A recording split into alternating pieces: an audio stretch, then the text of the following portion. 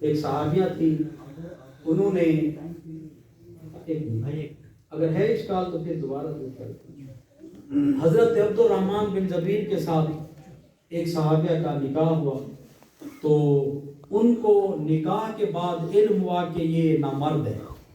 اب صحابیہ نے آ کے سرکار کی بارگاہ میں عرض کیا، جامع ترمذی کے اندر روایت ہے، حیا کے زمرے میں آپ نے اتنی کہا، حضور میں نے عبد الرحمن بن زبیر کو کپڑے کا اشارہ کر کے کہا اس جھالر کی طرف آیا ہے۔ سرکار بھی سمجھ گئے، میں نے اس کو اس جھالر کی طرف آیا ہے۔ تو سرکار دو عالم صلی اللہ علیہ وآلہ وسلم نے فرمایا تذوقی وسیلہ، فرمایا اصیلتن، تذوقی اصیلتن، فرمایا تو اس کا شہد چکھ لے، وہ تیرا شہد چکھ لے، جب تک تمہارا آپس میں ملاپ نہیں ہوگا اس وقت تک تم جدا نہیں ہو سکتے۔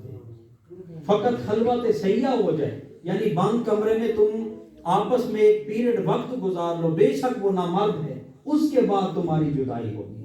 تو فقط نکاح کے بعد جو ہے ایسے ہی حلالہ، جس کو پورا نکاح میں نے کہا ہے، تو اس میں پیریڈ گزارنا ہوتا ہے۔ فقط نکاح سے وہ پہلے شوہر کے حق میں حلال نہیں ہوگی، وہ اس کے ساتھ رات گزارے گی، پھر وہ اگر طلاق دینا چاہے وہ طلاق دے گا، پھر عدت گزار کے پہلے شوہر، بغیر فقط نکاح کے ساتھ معاملہ۔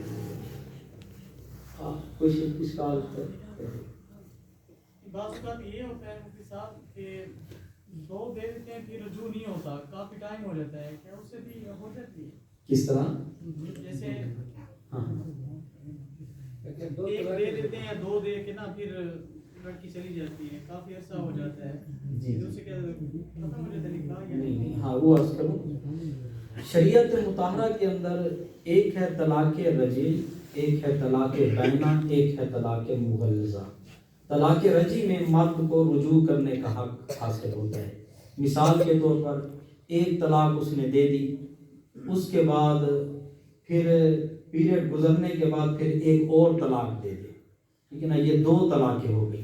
اس کے بعد پھر خاموش ہو گیا، تین مینسز اس کے گزر گئے، ایام ماہواری، اس کے بعد وہ گزرنے کے بعد اس نے رجوع کا اس کو حق حاصل تھا، نہیں کیا، وہ نکاح ختم ہوگا۔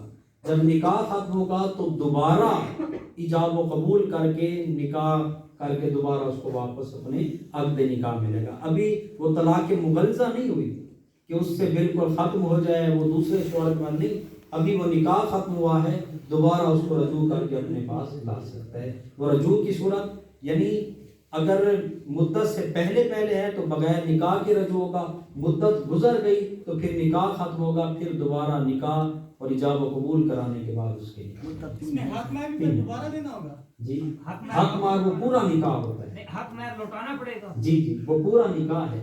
نکاح میں جس طرح حق مہر بھی ہوتا ہے، اگر وہ کوئی شرائط لکھوانا چاہے، تحفظات لکھوانا چاہے، وہ پورے تحفظات ہیں، لیکن یہ ہے پوری زندگی میں اب اس کو ایک طلاق کا حق باقی رہے گا۔